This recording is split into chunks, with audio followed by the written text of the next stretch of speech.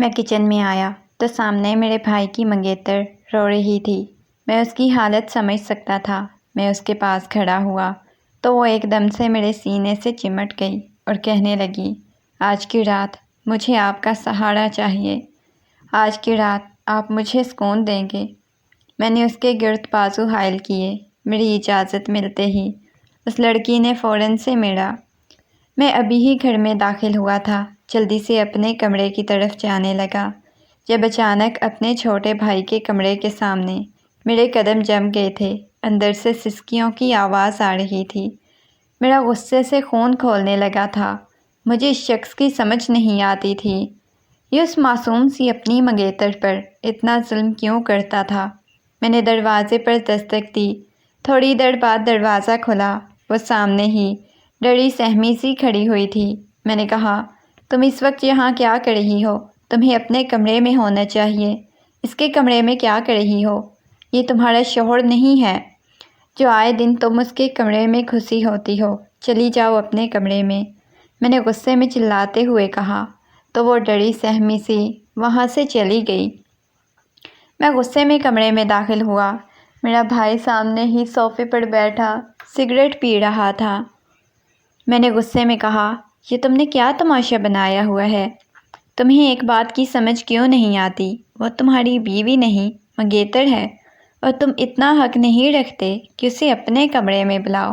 اور آگے میں خاموش ہو چکا تھا۔ وہ سگریٹ کا گہرا کش لگاتا ہوا کہنے لگا کہ بھائی آپ تو خاموش ہی رہیں، جب آپ کی منگنی ہوگی نا، آپ کو پوچھوں گا کہ کتنی بےتابی ہوتی ہے منگیتر کو اپنے کمرے میں بلانے کی۔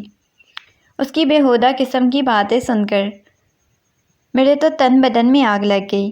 میں نے کہا، تمہیں پتہ ہے وہ ہماری کزن ہے، یتیم ہے، اس کا آگے پیچھے کوئی نہیں ہے، ہم ہی ہیں۔ ٹھیک ہے، تم اس کے ساتھ ایسا مت کرو۔ اگر بابا کو معلوم ہوگا تو تمہیں پتہ ہے بابا تمہارے ساتھ کیا کریں گے۔ میری بات سن کر وہ کہنے لگا، بھائی بس کر دیں، مجھے آپ کے فضول لیکچرز نہیں سننے۔ آپ لوگوں نے اگر اس کی میرے ساتھ منگنی کی ہے تو اسے معلوم ہونا چاہیے کہ میں کیسا ہوں، اور اسے مجھے برداشت بھی کرنا چاہیے۔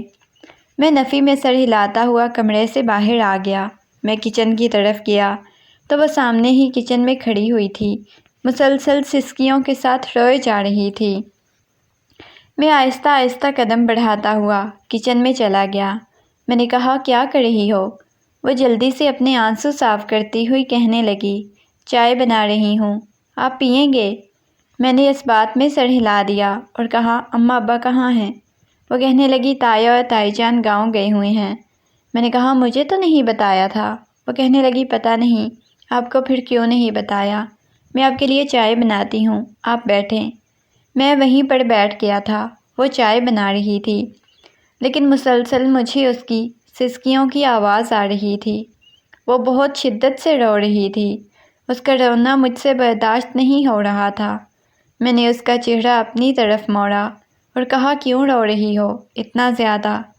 وہ روتی ہوئی کہنے لگی، میں آپ کے بھائی کو نہیں برداشت کر سکتی، میں مر جاؤں گی اگر اس نے میرے ساتھ ایسا ہی رویہ رکھا۔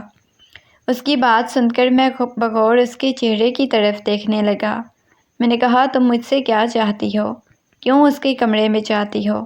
میں نے تمہیں ایک دفعہ منع کیا ہے نا کہ وہ بلائے بھی تو تم اس کے کمرے میں مت جایا کرو۔ بلا وجہ کی کیوں اذیت اور تکلیف خود کو تم دیتی ہو، اپنے سر ڈالتی ہو؟ مت جایا کرو اس کے کمرے میں۔ کتنی دفعہ تمہیں سمجھاؤں؟ میں ابھی بھی اسے سمجھانے والے انداز میں بول رہا تھا۔ وہ آہستہ آہستہ میرے قریب ہو گئی، کہنے لگی، مجھے آپ کی مدد چاہیے، کیا آپ میری مدد کریں گے؟ میں ناسمجھی سے اس کی طرف دیکھنے لگا کہ اس سے کیسی مدد چاہیے تھی۔ میں نے کہا، بولو، میں تمہاری کیا مدد کر سکتا ہوں؟ اس نے ایک دم سے میرا ہاتھ پکڑ لیا۔ اس کا یوں ہاتھ پکڑنا مجھے بہت عجیب لگ رہا تھا، لیکن میں نے اس کے ہاتھ سے اپنا ہاتھ چھڑانے کی بالکل بھی کوشش نہیں کی تھی، بلکہ اپنا ہاتھ اس کے ہاتھ میں ہی رہنے دیا تھا اور کہا، چلو مجھے بتاؤ تمہیں کیا میری مدد چاہیے؟ وہ آہستہ آہستہ میرے قریب ہونے لگ گئی، کہنے لگی، میں کبھی بھی آپ کے چھوٹے بھائی کو برداشت نہیں کر پاؤں گی۔ وہ بہت ظالم ہے۔ جتنی اذیت اور تکلیف اس نے مجھے دی ہے وہ میں برداشت نہیں کر سکتی۔ آپ مجھے سکون دے دیں، مجھے سکون والی زندگی چاہیے۔ یہ کہہ کر وہ آہستہ آہستہ قدم بڑھاتی ہوئی میرے پاس ہونے لگی۔ میں نے کہا میں تمہیں کیسا سکون دے سکتا ہوں؟ اگلے ہی لمحے اس لڑکی نے بڑی شدت سے مڑا۔ وہ میری دلہن بنی کمرے میں بیٹھی ہوئی تھی۔ میں غصے میں کمرے میں داخل ہوا۔ میں نے بہت زور سے کمرے کا دروازہ بند کیا تھا۔ بار بار میرے بھائی کی باتیں میرے کانوں میں گونج رہی تھی۔ مجھے ایسے لگ رہا تھا جیسے سچ میں نے اپنے چھوٹے بھائی پر ظلم کیا ہے، اس کی منگیتر کے ساتھ شادی کر کے۔ بار بار اس کے یہ کہے گئے الفاظ میرے کانوں میں گونج رہے تھے کہ تم بھی خوش نہیں رہ سکو گے، آپ نے مجھ سے میری محبت چھینی ہے۔ اس کو جو تعلق آپ نے اس کے ساتھ قائم کیا ہوا تھا، میں سوچ بھی نہیں سکتا تھا آپ سے، مجھ سے اتنا زیادہ گھٹیا انسان آپ نکلیں گے۔ اس کی باتیں مسلسل میرے دماغ میں کھومے جا رہی تھی اور میرے تن بدن میں آگ لگی ہوئی تھی۔ میرا دل کر رہا تھا میں اس لڑکی کا سر پھوڑ دوں۔ اس رات کا واقعہ مجھے یاد آنے لگ گیا تھا۔ کاش میں کچن کے پاس ہی نہ جاتا، نہ ہی اسے کچھ پوچھتا۔ میں کمرے میں داخل ہوا، اس کے سامنے آ کر بیٹھا۔ وہ مسلسل میرے چہرے کی طرف دیکھے جا رہی تھی۔ میں نے کہا کیا ہوا ہے؟ وہ مجھ سے خوف بھی کھا رہی تھی۔ میں نے کہا تمہاری خواہش پوری ہو گئی، یہی تم چاہتی تھی نا؟ میں نے چلاتے ہوئے کہا۔ وہ ڈر گئی، اس کے چہرے پر گھبراہٹ واضح تھی۔ وہ کہنے لگی مجھے معاف کر دیں، اگر آپ بھی مجھے اپنے ساتھ نہیں رکھنا چاہتے تو میں یہاں سے چلی جاتی ہوں۔ آپ سب نے مل کر مجھے بہت اذیت اور تکلیف دی ہے۔ اگر آپ نے بھی یہی سب کچھ میرے ساتھ کرنا تھا تو مجھے پہلے ہی بتا دیتے، میں یہ سب کچھ نہ کرتی۔ وہ روتے ہوئے مجھے بولے جا رہی تھی۔ اس کی بات سن کر میں تھوڑا ریلیکس ہوا اور کہا دیکھو وہ تم سے محبت کرتا تھا۔ وہ چیختی ہوئی کہنے لگی کیسی محبت؟ کون سی محبت؟ کیا محبت میں اتنی تکلیف اور اتنی اذیت دی جاتی ہے؟ کون منگنی کے بعد اپنی منگیتر کو کمرے میں بلا کر اسے گھنٹوں اپنے پاؤں دباتا ہے، مارتا پیٹتا ہے؟ جو سلوک آپ کا بھائی میرے ساتھ کر رہا تھا میں وہ نہیں برداشت کر سکتی تھی۔ اگر وہ منگیتر ہوتے ہوئے میرے ساتھ اتنا کچھ کر سکتا تھا تو جب میں ان کی بیوی بن جاتی تب اس نے میرے ساتھ کیا کرنا تھا؟ مانا کہ میرا آگے پیچھے کوئی نہیں ہے، لیکن مجھے آپ پر بھروسہ تھا۔ مجھے معلوم تھا کہ آپ مجھے اسے بچا لیں گے، اس وجہ سے میں نے یہ سب کچھ کیا تھا، لیکن آپ نے بھی یہی کرنا تھا میرے ساتھ۔ وہ رو رہی تھی، اس کی آنکھوں سے موٹے موٹے آنسو بہہ رہے تھے اور اسے دیکھ کر میرا دل ڈوبنے لگا تھا۔ وہ میری بیوی تھی، میرے سامنے بیٹھی ہوئی تھی، میں کیسے اسے اذیت اور تکلیف دے سکتا تھا؟ میں نے کہا اچھا پلیز رونا بند کرو۔ وہ ہچکیوں اور سسکیوں کے ساتھ روئے جا رہی تھی، اس کا سارا وجود کپ کپا رہا تھا۔ میں اسے خاموش کروانے کی کوشش کر رہا تھا لیکن وہ خاموش بھی نہیں ہو رہی تھی۔ میں نے آہستہ سے اسے اپنے بازوؤں کے حصار میں لے لیا اور کہا رونا تو بند کرو، میں کچھ بھی نہیں کہوں گا۔ وہ کہنے لگی مجھے معلوم ہے کہ اب ساری زندگی مجھے اس رات کا طعنہ دیتے رہیں گے، لیکن میں نے اپنے آپ کو بچانے کے لیے اس رات جو کچھ کیا تھا وہ کیا تھا۔ مجھے نہیں معلوم تھا کہ اتنا بڑا تماشا بن جائے گا۔ مجھے پھر سے وہ رات یاد آنے لگی جب وہ میرے قریب ہو گئی تھی۔ اگلے ہی لمحے وہ میرے گلے لگ گئی تھی، روئے جا رہی تھی، کہہ رہی تھی کہ میں آپ سے محبت کرتی ہوں، مجھے اپنا لیں۔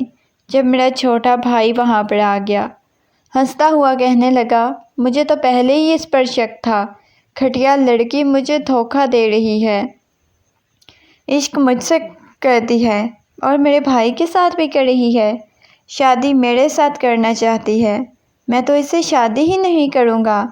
حالانکہ میرے بھائی نے خود ہی اس کے ساتھ شادی کرنے سے انکار کیا تھا اور میں نے کہہ دیا کہ میں اس کے ساتھ شادی کروں گا۔ اماں ابا کو بھی میں نے ہی کہا تھا کہ میں ہی اس کے ساتھ شادی کروں گا، کیونکہ میرے چھوٹے بھائی نے صاف منع کر دیا تھا کہ وہ اس کے ساتھ شادی نہیں کرے گا۔ اب جب کہ میں نے شادی کر لی تھی تو وہ بار بار مجھے یہ کہہ رہا تھا میں نے اس کو چھینا ہے۔ وہ روتی ہوئی کہنے لگی، دیکھیں میں آپ کے ساتھ شادی نہیں کرنا چاہتی تھی، جو کچھ بھی کیا تھا میں نے آپ کے بھائی سے جان چھڑانے کے لیے کیا تھا، بس یہ جھوٹی بات میں اس وجہ سے بول رہی تھی، میں آپ سے محبت کرتی ہوں کیونکہ میں آپ کے بھائی سے جان چھڑانا چاہتی تھی، لیکن مجھے نہیں معلوم تھا کہ یہ سب کچھ ہو جائے گا۔ آپ انکار کر رہے تھے، میں یہاں سے کہیں دور چلی جاتی، آپ مجھے اتنی اذیت اور تکلیف مت دیں۔ اس نے روتے ہوئے میرے سامنے ہاتھ جوڑے۔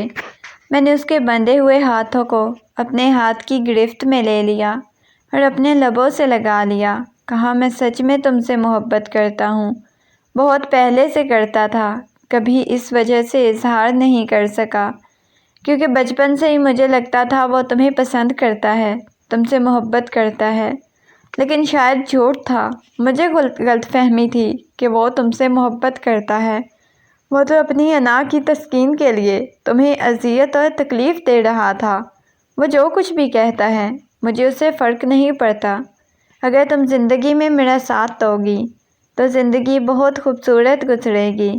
اس نے مسکراتے ہوئے میرے سینے پہ سر رکھ لیا، میں نے آہستگی سے اسے اپنے بازوؤں کے حصار میں لے لیا، مجھے اس لڑکی سے بہت زیادہ محبت تھی اور آخر میں نے آج اپنی محبت کا اظہار کر بھی دیا تھا۔ اگلے دن صبح کے وقت ہم دونوں ڈائننگ ٹیبل پر ناشتہ کر رہے تھے، سبھی خوش تھے، لیکن میرا چھوٹا بھائی ہم دونوں کو گھورے جا رہا تھا۔ ناشتہ کرنے کے بعد میں اسے لے کر کمرے میں جانے لگا، جب پیچھے پیچھے میرا بھائی آیا، کہنے لگا تم کمرے میں جاؤ، مجھے بھائی سے بات کرنی ہے۔ وہ مجھے لے کر اپنے کمرے میں آ گیا، کہنے لگا کہ آپ اس لڑکی کو چھوڑ دو، میں اسے شادی کرنا چاہتا ہوں۔